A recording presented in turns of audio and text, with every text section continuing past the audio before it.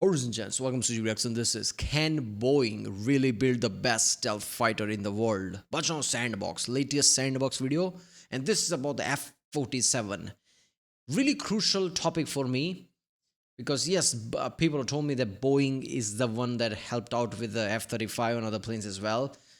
And McDonnell Douglas is part of Boeing, and McDonnell Douglas has like a history of making great planes. Yeah, I don't know, man. Like giving Boeing this plane is like there's like question marks for me because yeah, the latest planes, not all the great stealth planes and things is either Northrop Grumman or that other one, right? Which every time I don't know why I forget the name of it. Whatever, Lockheed Martin. There you go. Why can't I remember Lockheed? Boeing is not the one I think of, especially with the recent years where Boeing is not such a great reputation. Doors are flying off. You don't want doors flying off or canopy flying off with the sixth generation plane. I know maybe that's not the case here. Military one is different for commercial one. I don't know. Boeing has like insane amount of logistics behind it. People told me that as well. It's going to be interesting watching SANDBOXX video because 20 minutes. So he's going to explain that in detail here. So let's watch it.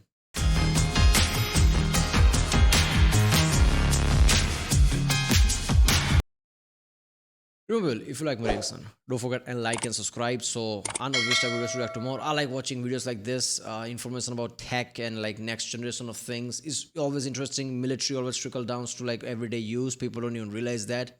So it'll be really interesting what sixth generation of planes technology will be introduced in that one. I'm sure the trickle down effect will be into AI and things like that.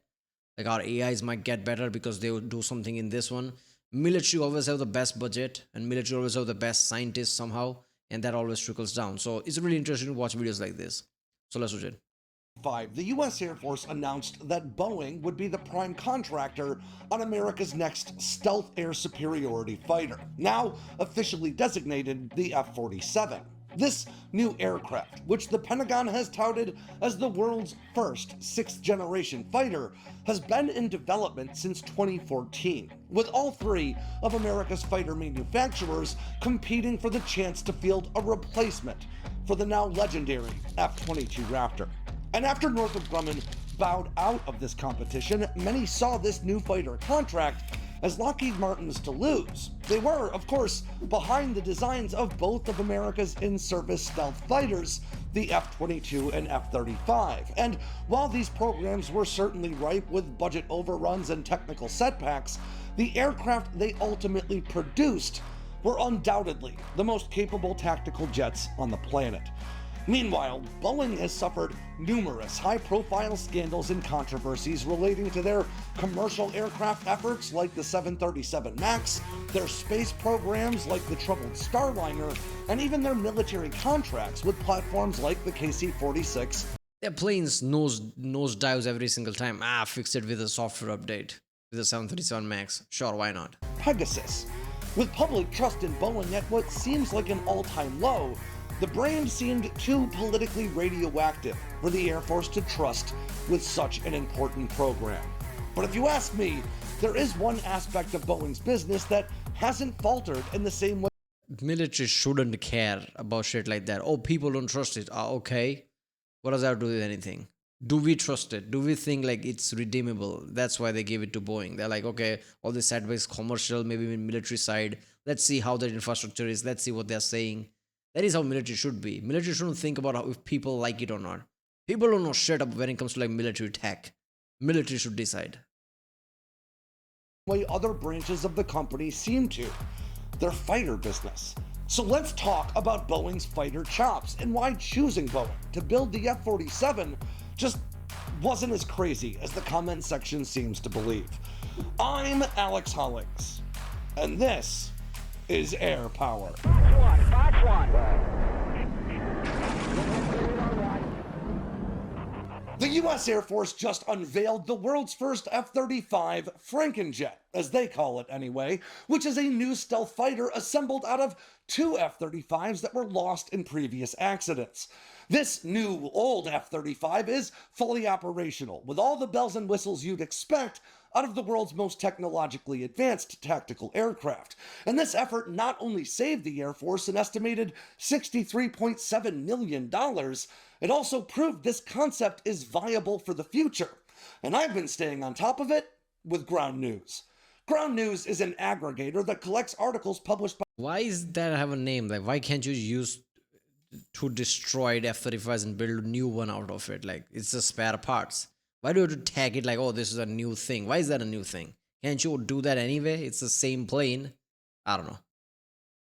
I will go to ground.news.sandbox or go to original video page link from there. Support this channel. on top of things. The effort to field a new generation of air superiority fighters began back in 2014 with a classified study into what technologies it would take for America to maintain its air superiority edge in the decades to come.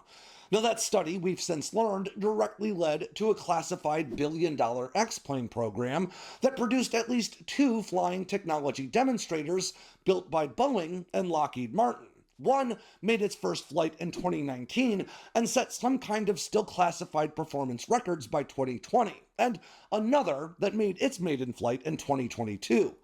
Now, both of these testbed aircraft, DARPA recently revealed, have since flown literally hundreds of hours of testing leading up to this contract decision in Boeing's favor that was made last month. And while the fighter designs themselves are ultimately what wins or loses, Flying where?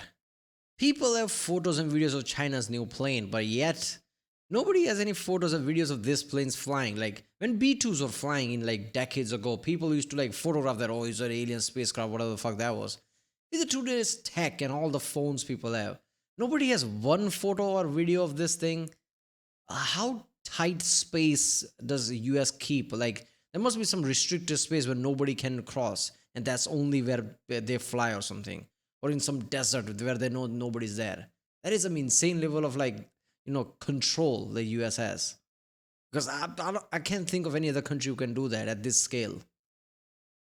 contracts, we've also pointed out in the past that awarding this contract to Boeing makes the most sense in terms of maintaining a broad fighter industrial base, with Lockheed Martin continuing production and sustainment on the F-35 through 2088 or so. Northrop Grumman building the B-21 Raider and competing against Boeing for the Navy's next fighter contract, and Boeing now building the F-47.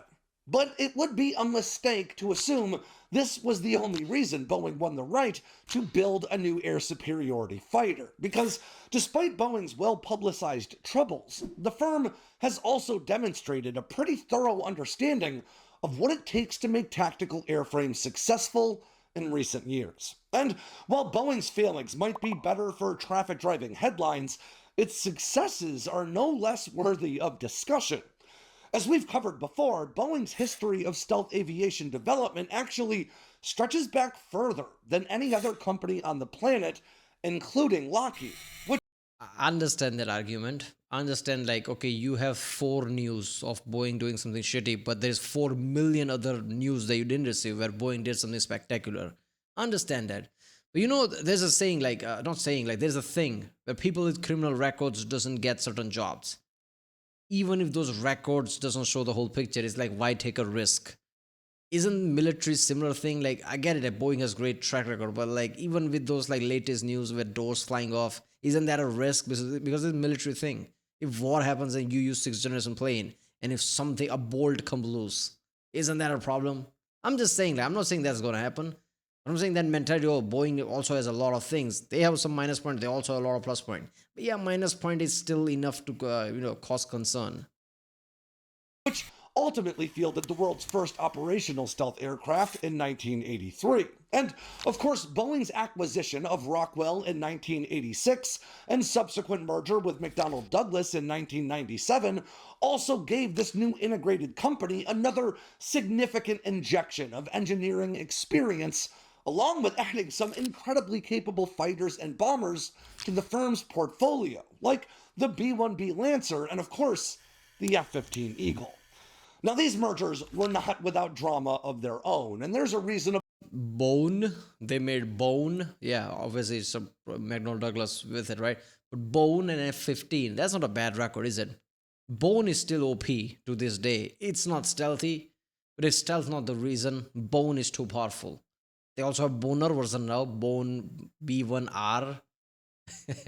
Yeah, and F-15, like F-15 is untouchable around the world. Like there's There's no direct, I mean, sure, F-15s have crashed, but there is no direct kill record still, right? Like there haven't been an engagement between two fighter planes where F-15 was ever shot down. So that's not a bad record. Argument to be made that McDonnell Douglas really bought Boeing with Boeing's own money, with the former members of the McDonnell Douglas board becoming the largest shareholders of the new Boeing company. But that's all an interesting story for another day. And the Boeing that emerged from all this is indeed big enough to be two things at once. The first, of course, is a troubled aircraft manufacturer with branches of the company that have clearly lost their way. But the second is a storied fighter and bomber manufacturer that collectively has been responsible for some of the most capable, dominant, and game-changing military aircraft of the modern era. So let's run through some of the fighter programs, whether operational or not, that have coalesced over the decades to provide Boeing with the fighter experience. Yeah, before it goes, like, I understand all the element, like how McDonnell Douglas overtook Boeing with their own money, or McDonnell Douglas has like insane amount of like reputation, but that's all in the past. In past 3 or so decades, have they done anything like that? Because Lockheed has done with F-22, F-35, right? Northrop is still doing Northrop thing with B-2s and B-21 now. Has Boeing done something like that? That's my question. And the low observable engineering required to field the world's most advanced and hopefully capable air superiority fighter in the F-47. And we'll start with the F/A-18 Super Hornet. Now, when Boeing and McDonnell Douglas merged, the newly emerging F/A-18 Super Hornet was among the fighters added to the Boeing portfolio, with Boeing overseeing the final 4 years of development and production leading up to the Super Hornet entering service in 2001. Now, despite sharing a name with the legacy Hornet, the Super Hornet was practically a clean sheet design that just did its best to remind lawmakers of its predecessor to make it seem more like a low-cost upgrade than a pricey new fighter program. And since entering service, the F/A-18 Super Hornet and subsequent electronic attack EA-18G Growler based on the same have proven to be among the most broadly capable fourth-generation fighters on the planet, flying both air-to-air and air-to-ground combat missions with ease, and scoring the only American air-to-air kill against a crewed aircraft in recent decades, against a Syrian Su-22 back in 2017. As of late, the Super Hornet has become an increasingly capable long-range air-to-air threat thanks to the new addition of the AIM-174B air-to-air missile, the longest-ranged air-to-air weapon in American history. And earlier this year, the U.S. Navy began fielding Super Hornets with an incredible 5 AIM-120 AMRAAMs and another 4 AIM-9X Sidewinders slung under wing for drone engagements in a configuration the Navy has appropriately dubbed the Murder Hornet. Because has there ever been a plane that's been more widely used by USA than F/A-18? Or F-18, whatever that is, like Super Hornet, right? Because that is the plane they use when it comes to aircraft carriers or any Navy-related things.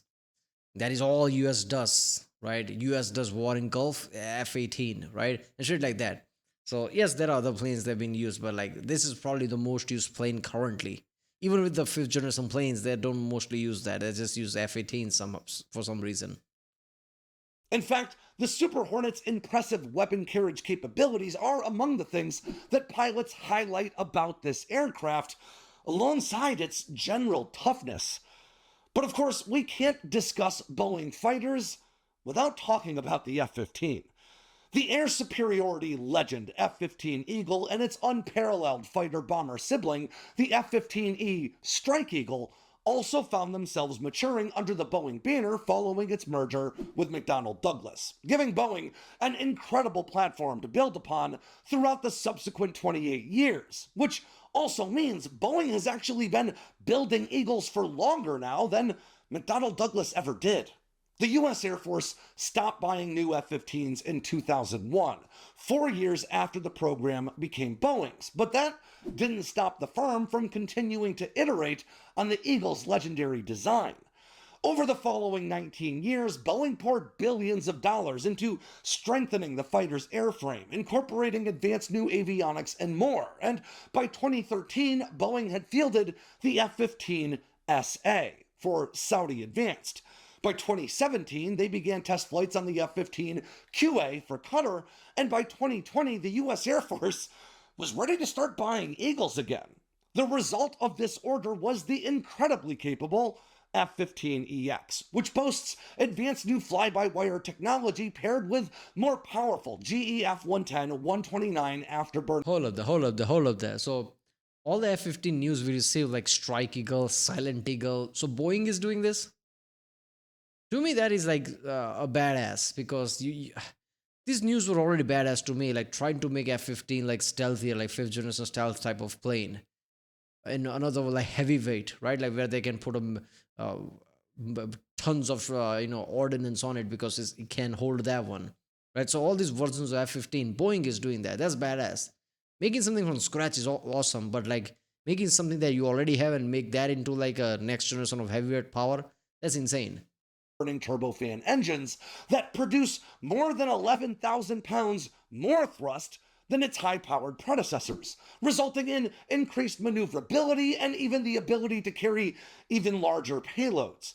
The airframe itself, refined through nearly 5 decades of flight, is now rated for an astonishing 20,000 flight hours. That's roughly 3 times the lifespan of similar fighter platforms. And the F-15EX can also withstand loads of up to a similarly incredible 13 Gs.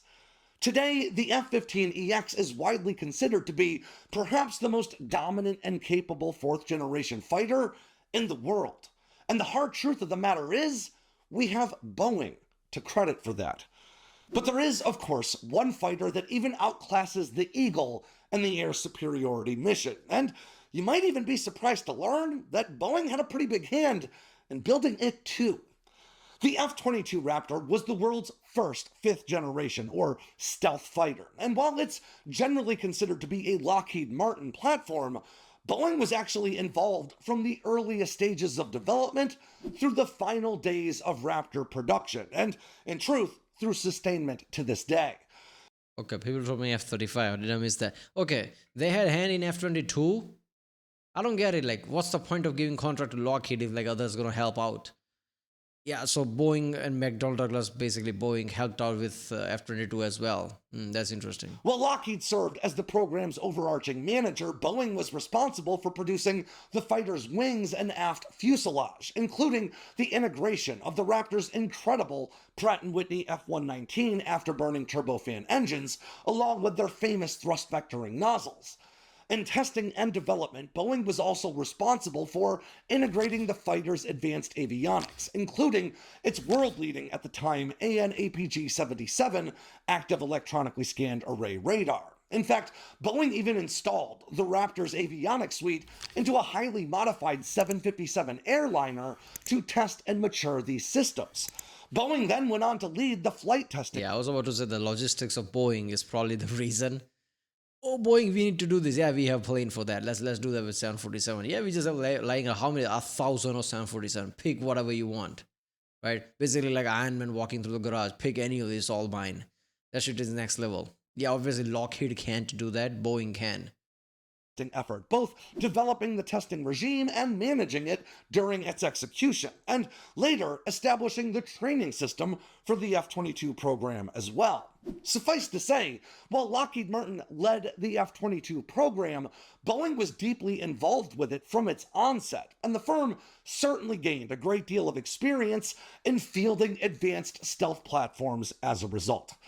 But after Boeing's direct involvement with the F-22 program, they split off from Lockheed Martin to compete directly for the chance to build America's next stealth fighter in 2001's Joint Strike Fighter competition. Now, Boeing's submission, dubbed the X-32, ultimately lost this competition, and today the unusual-looking X-32 technology demonstrators are mostly remembered for, well, looking a bit derpy. But in hindsight, the program clearly demonstrated Boeing's firm grasp on the finer points of fighter design, even if it... Yeah, look, man, I'm not gonna lie. As soon as I'm pretty sure a military guy went there, okay, what do you have for us, Boeing? An X-32, just like, nope, we're not doing that. Just walked away. We're seeing that kind of big jaw, like, yeah, this is not, we're not making that. failed to win out amid the admittedly unprecedented requirements of building one fighter that could fly at supersonic speeds, survive hard carrier launches, and even land vertically. As X-32 test pilot, retired Navy Commander Philip Rowdy Yates told our good friend Ward Carroll on his channel, the aircraft handled its first field carrier landings on a simulated aircraft carrier created on a standard runway so well that he would have been comfortable taking the jet straight to a real aircraft carrier the following day.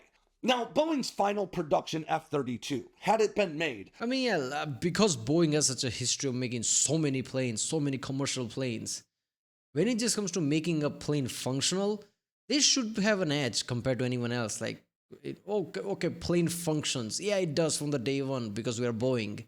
I kind of see that compared to anyone else. Anyone else can have like minor issue here and there, and like, oh, by the way, we need to properly vet this one. Not Boeing. Like, Boeing can just do that. would have flown with a different wing layout that the company finalized after the test articles had already been built. And as a result, an operational F-32 would have looked and performed a bit differently. But Lockheed Martin's more mature and conventional looking design Looks like Angry Bird, right? Look at that. Look at that face. Right? Come on, man. It's not just me. been built. And as a result, an operational F-32 would have looked and performed You know the Angry Bird logo, like, just like screaming. That's how it looks. Look at that. It's cool in a way. Why not? a bit differently. But Lockheed Martin's more mature and conventional looking design obviously won the contract. But points out that Lockheed Martin's Skunk Works proved to be the better firm when it came to building prototypes. But he believed Boeing was better suited for mass production of these fighters. Yates also explained that Boeing had opted to use a design that they had already matured in a previous black project or classified program in an effort to save money. And had they gone with a clean sheet design instead, well, the firm would have had a better shot at winning. And assuming the F-47 was indeed based on a clean sheet design, Yates may have ultimately been proven right just one fighter contract later. At the end of the day, Boeing's highly publicized This is why people tell me, like, that older version X-32 is kind of like part of this one. Interesting. woes of recent years are, to be honest, entirely earned through bad business practices and what I would call a misallocation of emphasis. For a long time, Boeing's claim to fame was being a company led by engineers. But as the years passed, that corporate philosophy gave way to cutting costs and growing shareholder value, in a shift that we've seen permeate, well, just about every large company on the planet as of late. Prioritizing stock value over brilliant engineering might make for some pretty rich shareholders in the short term, but it doesn't often make for great aircraft, too. But none of that means the brilliant engineering at the heart of Boeing is gone. When we talk about these companies, Isn't that fucked up that that element applies to the gaming industry as well? I'm a big gamer, like I've always been, like not recently that much, but I've always been then. Like I've seen too many stories of like how great developers were completely thrown outside by the publisher, assholes in a suit because they wanted to make a live service game, and that's it, right? We never get GTA 5 DLCs, even though that was a thing for a long time because they were busy on GTA Online. Shit like that. Too many great games were sacked because they were focusing completely on some online shit. There's some Gen Z snotty mouth, but just like constantly ramming his mother's credit card there, then just paying for this microtransaction, and there you go. We don't get good games now. in media, or even in public discourse, we often make the mistake of attributing both their successes and their failures to the C-suite executives who draw the biggest paychecks. But that's not really how these mega corporations work. Even in the best of circumstances, the suits at the head of the table aren't designing fighters or building jets. They're balancing the disparate needs of the market, their shareholders, and their employees in a way that hopefully leads to efficient business practices, a respectable profit margin, and excellent engineering. But when the going gets tough and money gets tight, there is a financial incentive to cut from the latter in service of the former, to put constraints on the time or resources allocated to engineering to limit the higher profile impacts of reduced profits or reduced shareholder value. It's a real problem that companies like Boeing often have to reckon with, but it would be a mistake to confuse bad corporate management for bad engineering. I get asked a lot of questions. Yeah, but corporate management is the one who makes decision in the end of the day. An engineer can have like a lot of ideas, but it's the suit in the end who has to say, like, why are we doing that? Fuck that, we're not doing that. Like, use something else. And there you go, you have a bad engineer product, even though the engineer doesn't want to make it. There's a real element everywhere, right? Saab, the car making company, went out of business because they were never ready to compromise. And like every parent company, like I think in the end it was Ford who had Saab before Ford decided, fuck it, like sack it. So yeah, I don't know, man. That's the whole element. Questions about military technology, and a good portion of them start with the same 5 words. Would it be possible to? Everybody wants to know if you could make a fighter faster, a bomber stealthier, an airplane reach space, or an aircraft carrier that can submerge like submarines. People want to know where the hairy limits of modern technology really are, and whether or not it might be possible to exceed them just a few years down the road. And my answer almost universally is the same. We could do it. It's just a question of finding the right reasons, of arriving at the right set of circumstances where profit incentive overlaps with market need. Because I fervently believe that there is not an engineering challenge that can't be solved with deep enough pockets and fair enough timelines. Boeing needs this. I mean, to a limit, sure. Like, you can't have a plane that goes to space and becomes a submarine, also becomes a plane. That's too much. But yeah, so there's everything we can technically do. You can't just spend insane amount of money like how you did with the Apollo program and like make a plane that is like also space worthy. Why the fuck not? That could work. And I think China is probably trying to do that, trying to make a space fighter or somehow that can go to space, kinda go to space and come back type of shit. This new stealth fighter to be what it promises to be for a long list of reasons. They need the contract to infuse more cash into their military aviation business and to keep them competitive in the fighter market. They need the reputation boost a game-changing new fighter could deliver, shifting the narrative around this company away from the tragedies and scandals of the 2020s and toward the broken records and airspace dominance of the 2030s. And that means Boeing's corporate leadership needs to recognize that now is the time to reallocate their emphasis back toward engineering, to right the wrongs of recent years and remind us all of the company that once changed the very fabric of military aviation. Yeah, every company has to do that at a point. Like, even like I just gave a video game example, right? Ubisoft was recently just saying that players should be get ready to not owning their games and all these like BS things that people got pissed off on, right? And after like enough, like pushback, they agreed to certain single player games like Assassin's Creed Shadow and shit. Even that didn't do well, right? And there's a lot of publishers who basically like, oh, live service, microtransaction. Enough shit went down that they removed all microtransaction next game and made a proper single player game. Whether that did well or not, but yeah, enough shit happens. People have to like realize like it's not about quarterly anymore. It's about our name. We need to live another day to do something, right? So they always like so Boeing probably have to do this now. After all the bad reputation, after doors flying off, they need F-47 to do well because that would be the reputation. Oh, F-47, most badass plane on the planet, made by Boeing. They need that shit. With platforms like the B-29. And with Boeing managing to beat out both of the world's leading stealth aircraft manufacturers to secure this contract, it seems as though Boeing's leadership sees this opportunity for what it is. The United States awards new fighter contracts about once a generation at this point, and while it might be popular to say that I don't have faith in Boeing's ability to deliver a fighter that can change the world, the truth of the matter is, I honestly do believe Boeing's engineers can do exactly that. Because if the question is, would it be possible for Boeing to build a fighter that can even beat the F-22 Raptor, my answer would be the same as it always is. They can do it.